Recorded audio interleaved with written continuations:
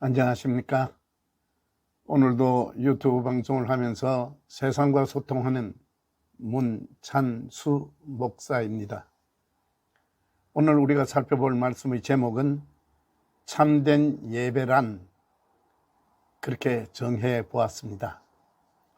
우리는 지난 시간에 예수께서 갈릴리로 올라가시는 그 길에 사마리아 지역을 의도적으로 통과하시고 그 사마리아 지역에서 정오에 물 기르러 나오는 여인을 향하여 내가 주는 물을 마시면 영원히 목마르지 아니할 것이다 하는 말씀을 하시죠. 그 말씀은 당신 자신이 생명의 물이신 생수, 그래서 세상이 주는 물을 마시는 자는 매일 마셔도 목마르지만은 그러나 예수 그리스도로부터 공급되는 생수를 마시는 자는 영원히 목마르지 아니할 것이라 하는 그런 말씀을 하지요. 그러나 그 사마리아 여인이 그 말씀을 알아듣지 못합니다. 그러자 예수께서 네 남편을 데려오라라고 이야기합니다. 그 말씀을 들은 여인은 깜짝 놀랍니다. 지금 저에게는 남편이 없습니다. 예수께서 말씀하시죠. 맞다. 지금 네가 5이나 있지만은 그것도 네 남편이 아니다라는 말씀을 하면서 그 사마리아 여인의 가장 아픈 부분이 지적됩니다. 죄스러운 부분이 지적되죠. 그러자 자기의 죄가 지적되자 이 사마리아 여인은 당신은 선지자로소이다 라고 엎드립니다. 그 여인에게 내가 주는 생수를 마시는 자는 영원히 목마르지 아니할 것이다 라는 말씀을 해 주심으로 그 여인에게 복음을 전하십니다. 그런데 우리가 성경에 보면은 에스겔서 47장 1절에 보면은 성전에서 생수가 흘러나옵니다. 또 출애굽기 17장 6절에 보면은 반석에서 생수가 흘러나옵니다. 그 이스라엘 백성들이 성전에서 나오는 생수, 반석에서 나오는 생수를 마셨다는 기록이죠. 신약 성경에 와서 고린도전서 10장 4절에 보면은 반석으로부터 마셨으니 그 반석은 곧 예수 그리스도라. 다시 말하여 예수 그리스도로부터 공급되는 생수를 마시지 아니하는 한 영원히 목마를 수밖에 없다라는 말씀을 하십니다. 그런데 이러한 예수님의 지적을 받은 그 여인이 그 다음에 어떤 반응이 나타나는가 봅시다. 요한복음 4장 20절에 우리 조상들은 이 산에서 예배하였는데 당신들의 말은 예배할 곳이 예루살렘에 있다 하더이다. 어느 곳에서 예배 드리는 것이 맞습니까? 라는 질문을 합니다. 지금까지 예수님의 말씀을 알아듣지 못하던 그 여인의 입에서 예배라는 말씀이 나옵니다. 예배가 뭡니까? 신령한 일입니까? 세상적인 일입니까? 신령한 일이죠. 세상에서 행복함을 추구하던 그 여인의 입에서 신령한 것에 대한 관심의 표현이 나옵니다. 우리가 내가 지금 현재 신앙생활을 잘 하고 있는지 그렇지 않은지를 우리가 확인할 길이 있습니다. 내가 아직까지 세상이 더 재미있고 세상에 더 관심이 많다면은 아직까지 나는 성령으로 거듭난 사람이라고 말할 수 없을 것입니다. 우리는 세상이 재미가 없습니다. 세상 사람들하고 어울리는 것이 재미가 없고 그들과 앉아서 어울리는 것이 불편해야 그것이 성령으로 거듭난 사람의 정상입니다. 저 역시 지금 은퇴하고 난 뒤에 갈 곳이 없습니다. 어울릴 곳이 없습니다.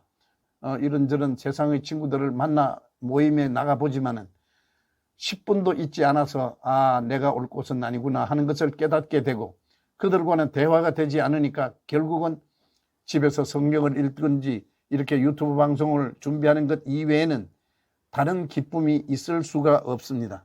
그래서 남은 생애를 세상 것 가지고 살아볼 그런 생각은 조금도 하고 있지 않습니다.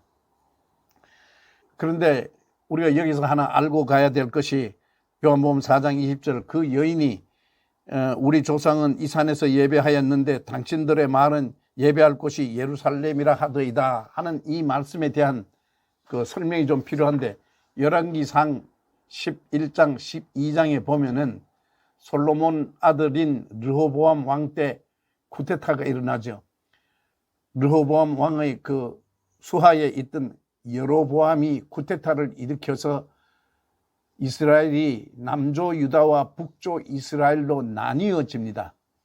우리나라 북한과 남한이 나뉘어지듯이 나뉘어집니다. 그런데 북조 이스라엘 백성들, 그 유대 백성들은 절기가 되면은 예루살렘 성전으로 늘 내려와서 그 예루살렘 성전에 나가 하나님 앞에 절기를 지킵니다. 그런데 북조 이스라엘의 왕의 입장에서 보면은 절기만 되면은 예루살렘으로 내려가니까 이건 이래 둬서는 안 되겠다 싶어서 하나의 방법을 냅니다. 베델과 단 두 곳에 산당을 세우고 이곳에서 예배해도 똑같다.